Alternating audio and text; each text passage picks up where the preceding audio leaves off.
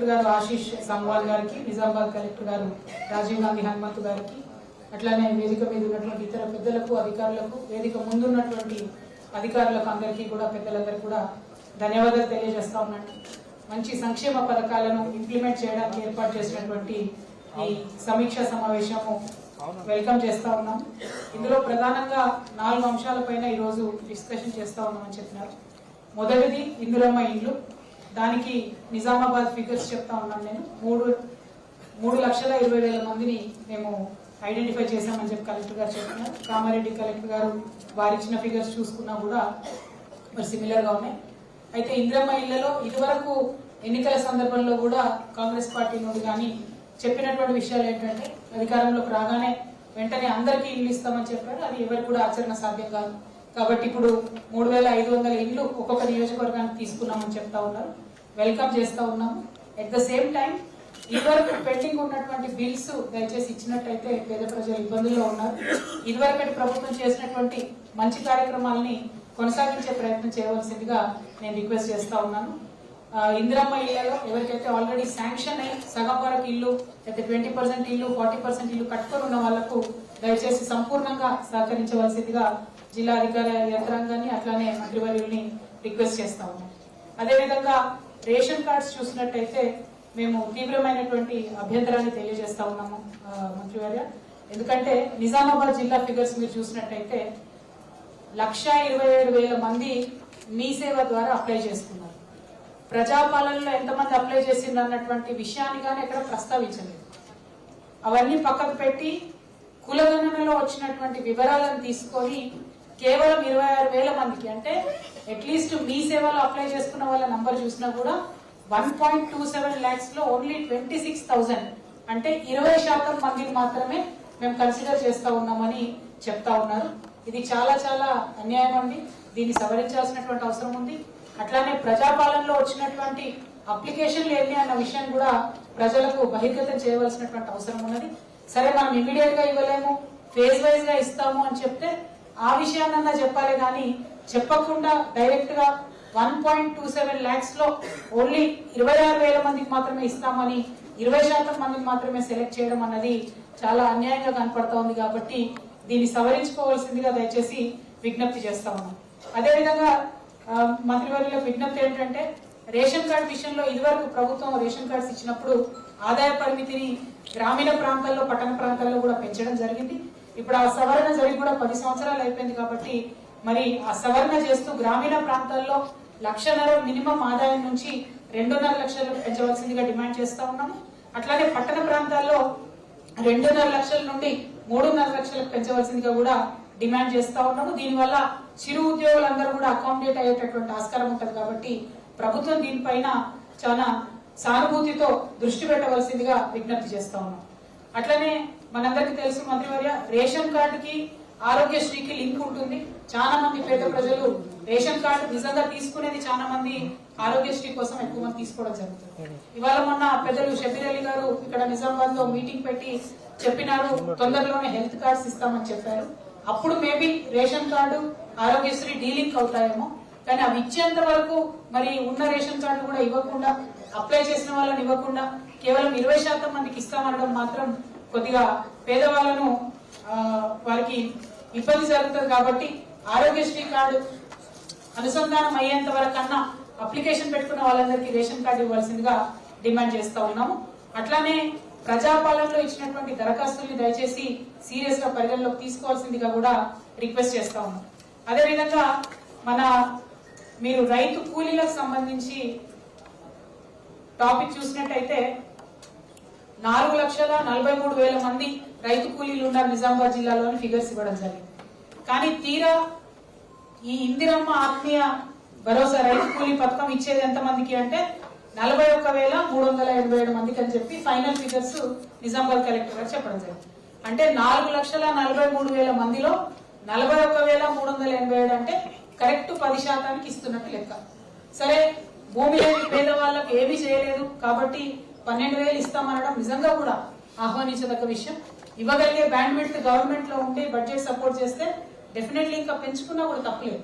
కానీ 4,43,000 మందిలో కేవలం 41,387 మందిని అంటే ఐ వాష్ లాగా ఒక కంటి తుడుపుగా ఇస్తున్నట్టు అనిపిస్తుంది తప్పితే నిజంగా సీరియస్ కన్సర్న్ తో ఇస్తున్నట్టుగా కనపడడం లేదు. కాబట్టి దయచేసి మళ్ళా ఒకసారి రివ్యూ చేసుకోవాలండి.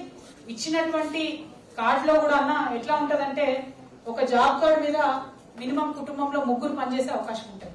ఒక సంవత్సరంలో 100 రోజులని మనం క్యాప్ పెట్టుకున్నాం కాబట్టి 3 కనుక కూలికి పోతే మనిషికి 33 రోజులే వస్తుంది. మీరు కట్ ఆఫ్ తీసుకున్న ఇయర్ 2023-24 ఉన్నది.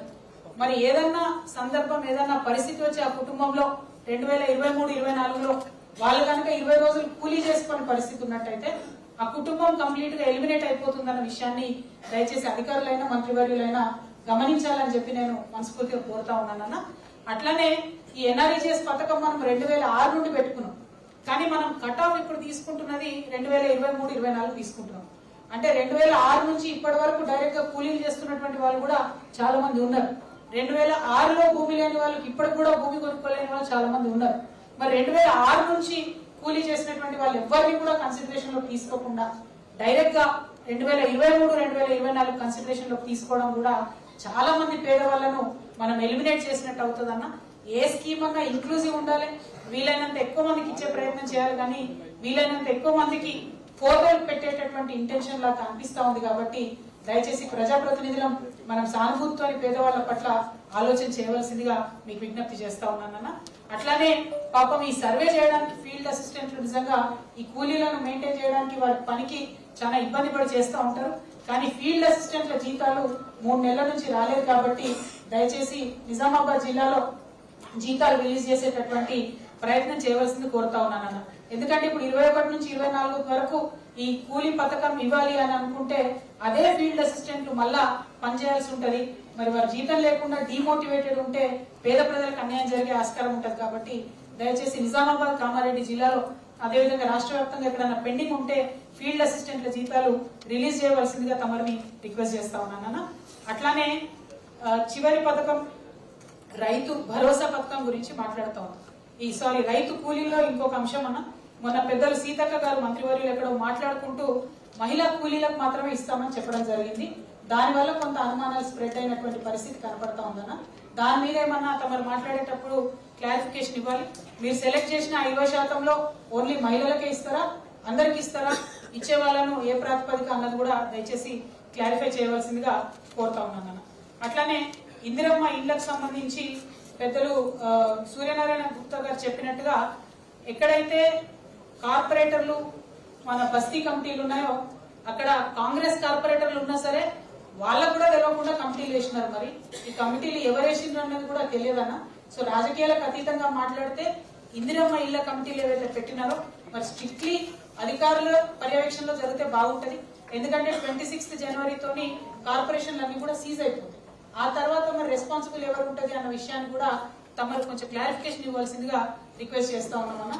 కాబట్టి అధికారులతో కమిటీ వేసినట్లయితే 1 ట్రాన్స్పరెన్సీ ఉండే అవకాశం ఉంటది, 2 కంటిన్యూ అయ్యే అవకాశం ఉంటది కమిటీ. కాబట్టి పొలిటీషియన్స్ ని మనం అందులో పెట్టాలా వద్దా అన్నది ఆలోచన చేయవలసిందిగా కోరుతా ఉన్నామన్నా. ఇక రైతు భరోసా విషయానికి వస్తే మన జిల్లా నిజామాబాద్ కి సంబంధించి మాట్లాడుతూ 5,34,778 ఎకరాలు సాగు అవకాశం ఉన్నటువంటి భూమిగా చెప్పడం జరిగింది. దాంట్లో ఏదైతే ఇప్పుడు రైతు భరోసా ఇవ్వద్దు, రాళ్లు రప్పలు గుట్టలు అని మీరు చెప్పినటువంటిది ఏదైతే ఉన్నదో అది కేవలం 7,575, అంటే మొత్తం 5,34,000 ఎకరాలకు సంబంధించిన దాంట్లో ఓన్లీ 1.5% మాత్రమే మీరు రైతు భరోసా ఇవ్వమని చెప్తా ఉన్నారన్న. సంతోషం, మీరు ఎలిమినేట్ చేసినారు, ప్రభుత్వానికి డబ్బులు మిగిల్చినారని మీరు చెప్తున్నారు. కానీ ఇంప్లిమెంటేషన్ చేసేటటువంటి క్రమంలో దీనిలో ఇబ్బందులు వస్తాయని చెప్పి మేము భావిస్తా ఉన్నాం. బట్ లెటెస్ట్ ప్రాక్టికలీ ఇంప్లిమెంటేషన్ జరిగిన తర్వాత దానికి సంబంధించి అంశాలు మాట్లాడుకుందాం. అయితే ఇక్కడ జుక్కల శాసనసభ్యులు గౌరవనీయులు మాట్లాడుకుంటూ మనము హామీ ఇచ్చిన ఇదివరకు ప్రభుత్వం ఇచ్చిన దానికన్నా 20% ఎక్కువ డబ్బులు ఇస్తా ఉన్నాం రైతు బంధు అని చెప్తా ఉన్నారు. కానీ రైతు బంధు మీరు ఇస్తామన్నది 15,000, అంటే మీరు హామీ ఇచ్చిన దాంట్లో కేవలం 40% మాత్రమే పెంచి ఇస్తామన్న 5,000లో 2,000 మాత్రమే పెంచి ఇచ్చినారంటే మీ హామీలలో 40% మాత్రమే అమలు చేసే ప్రయత్నం చేస్తా ఉన్నారు. దీనివల్ల రైతులు మీ మీద పెట్టుకున్నటువంటి నమ్మకం కోల్పోతా ఉన్నారని చెప్పి ఈ సందర్భంగా తెలియజేస్తా ఉన్నాం. అట్లానే కౌలు రైతుల గురించి మీరు మాట్లాడినారు, నేను తప్పకుండా కౌలు రైతులకు ఇస్తామన్నారు. మరి ఇంత ఎన్యూమరేషన్ చేసి అధికారులను ఇన్ని రోజులు మీరు క్షేత్రస్థాయిలో తిప్పినప్పుడు కౌలు రైతులకు సంబంధించి ఎన్యూమరేషన్ ఏమైనా చేశారా? చేయకపోతే ఎప్పుడు చేస్తారు?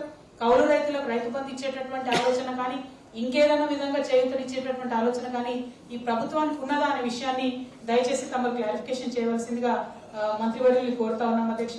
అయితే ఈ మొత్తం 21 నుంచి 24 వరకు గ్రామ సభల్లోనే ఈ 4 ముఖ్యమైనటువంటి కార్యక్రమాల ఇంప్లిమెంటేషన్ కి సంబంధించి మొత్తం కార్యాచరణ కూడా ఫైనల్ అవుతుంది కాబట్టి దయచేసి ఈ ముసాయిదా జాబితా ఏదైతే కలెక్టర్లు ప్రిపేర్ చేసినారో అన్న ఈ ముసాయిదా జాబితాను గ్రామ సభ మరియు వార్డు సభలో ప్రదర్శించి చదివి వినిపించి అవసరమైతే 1-2 సార్లు దయచేసి ప్రజలందరికీ కూడా ఇంటిమేషన్ ఇచ్చి ఆ తర్వాత చర్చించినాకనే ఆమోదించాలని చెప్పి రిక్వెస్ట్ చేస్తున్నామన్నా. ఈ ఆమోదించే గ్రామ సభలన్నింటినీ కూడా దయచేసి వీడియో ఆడియో రికార్డింగ్ తప్పకుండా ఉండాలన్నా. మనందరికీ తెలుసు గ్రామ స్థాయిలో అనేకమైనటువంటి రాజకీయ స్పర్ధలు ఉంటాయి. దానివల్ల పేద ప్రజలకు అన్యాయం జరగకూడదు అనేటటువంటి విషయం అన్న.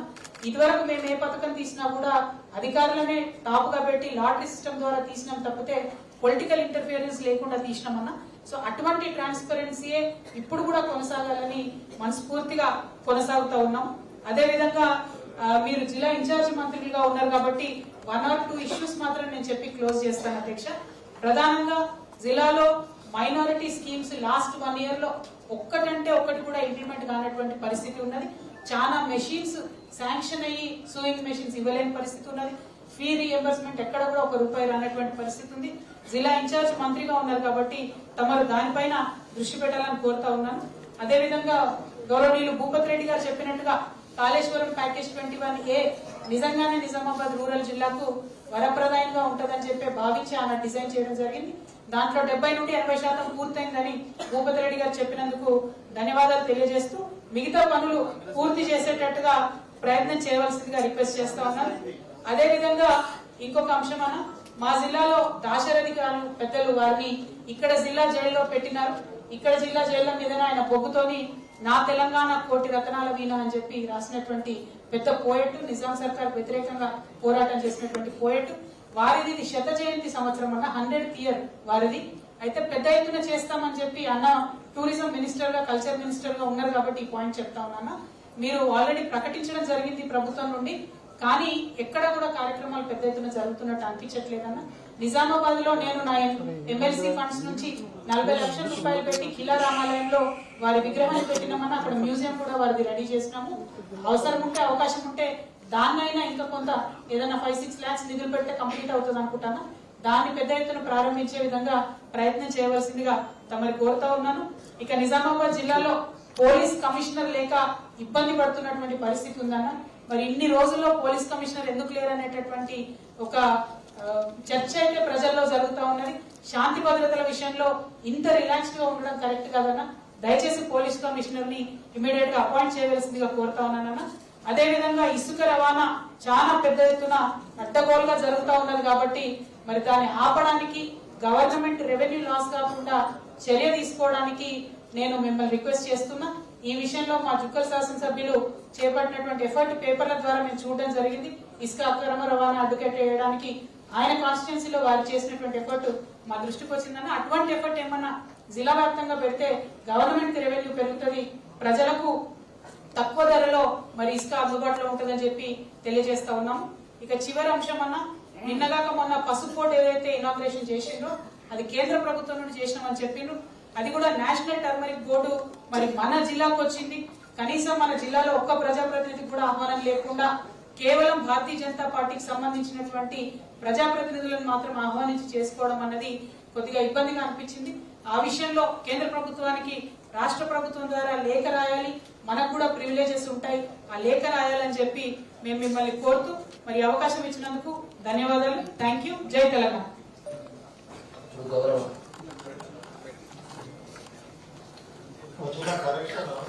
ఇంతకుముందు ఎమ్మెల్సీ గారు మాట్లాడినట్టు 21A ప్యాకేజ్ అప్పుడు రాజశేఖర రెడ్డి గారి కాంగ్రెస్ టైంలోనే పెద్దలు సురేష్ రెడ్డి గారు ఇరిగేషన్ మంత్రిగా ఉన్నప్పుడు 80-90% కంప్లీట్ అయింది.